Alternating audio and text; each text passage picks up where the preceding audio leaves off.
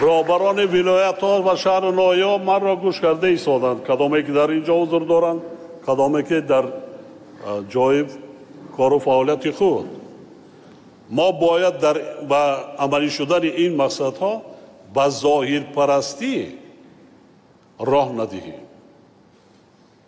هنرهای مردمی یک نمایش دادن و با واسطه تلویزیون نمایش دادن ما جناب یاری تماشا که ما کردید نه.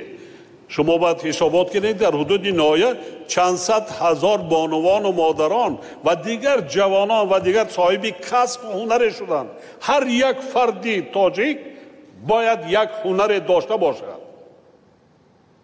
هدف همین است، یک کسب داشته باشد. وقتی که شخص کسب یا هنری که دارد و زندگی خود را پیش میبرد، تأمینات عالی خود را بهتر میکند، سطح و صفت زندگی هم خوبتر و بهتر میشه. هدف این است.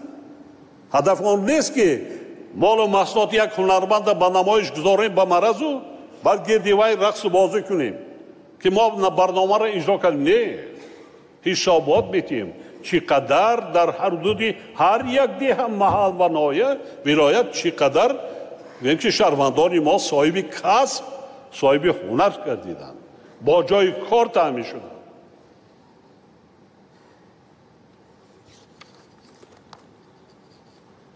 ما برای هر شخصی که میخواهد کسب و هنر، نیت و نقشه و قابلیت و استعداد خود را عملی گرداند، یعنی جهت خود تطبیق کنی شهروندان شرایط مساعد فراهم می‌آوریم.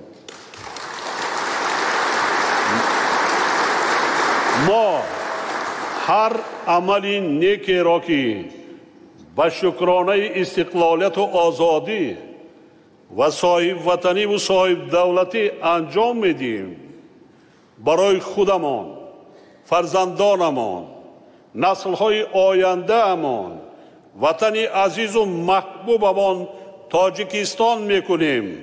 زیرا این وطن و این دولت از خود ماست و آن را به جای ما و شما کسی دیگر آباد نمی کند.